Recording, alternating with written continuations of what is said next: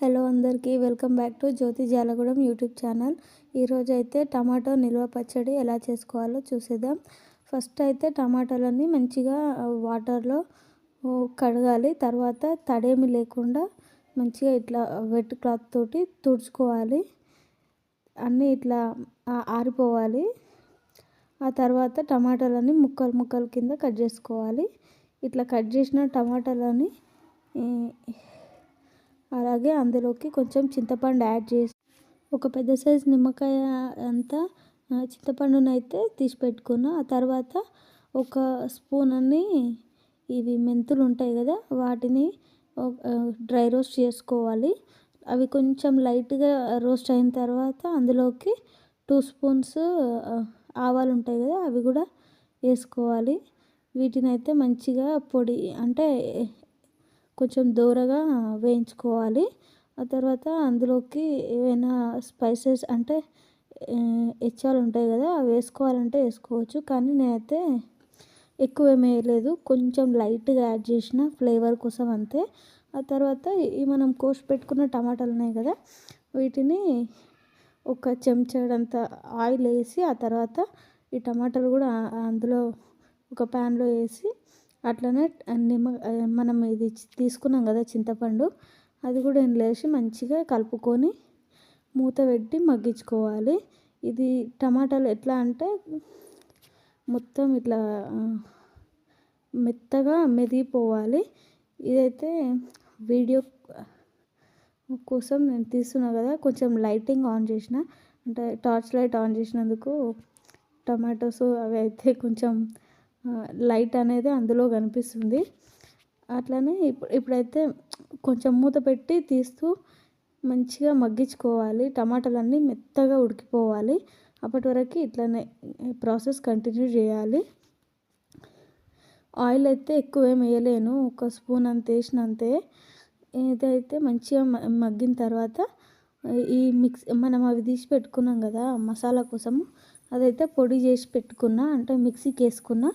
తర్వాత ఈ టమాటాలు దీన్ని అయితే ఇట్లా మంచిగా మెత్తగా పేస్ట్ లాగా అవుతుంది.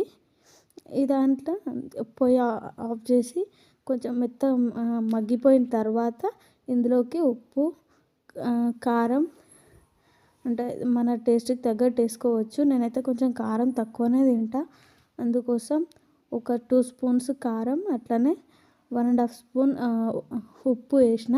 అందులోకి కొంచెం పసుపు ఉంటుంది కదా, అది కూడా వేసుకొని ఇదైతే మిక్సీ పట్టుకున్న. అందులోకి మనం ప్రిపేర్ చేసి పెట్టుకున్న ఈ మసాలా పౌడర్ ఉంది కదా, అది కూడా యాడ్ చేసుకోవాలి.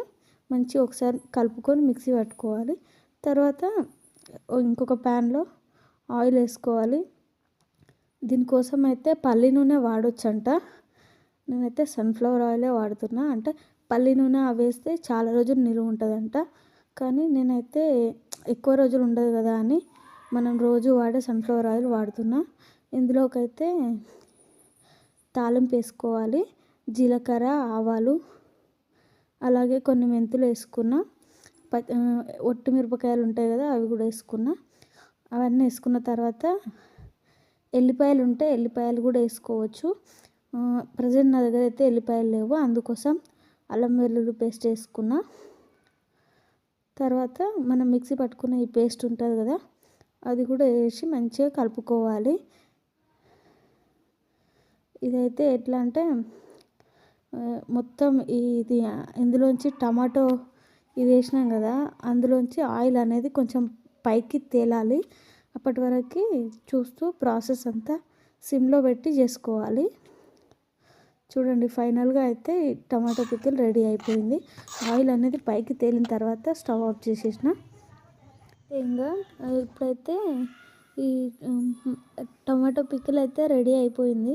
దీన్ని అయితే ఒక గ్లాసు డబ్బాలు ఉంటాయి కదా, వాటిలోకైనా పెట్టుకోవచ్చు. లేదంటే తొందరగా అయిపోతుంది అనుకుంటే టిఫిన్ బాక్స్లో వేసి పెట్టుకోవచ్చు. నాదైతే తొందరగానే అయిపోతుంది, కొంచెమే చేసిన కదా, అందుకోసం టిఫిన్ బాక్స్లో వేసిన. లాస్ట్లో మిగిలిన దాన్ని అయితే ఇట్లా వేడి వేడి అన్నం వేసుకొని మంచిగా కలుపుకొని తిన్నా. టేస్ట్ అయితే చాలా బాగుంది. నచ్చితే మీరు కూడా ఒకసారి ట్రై చేయండి.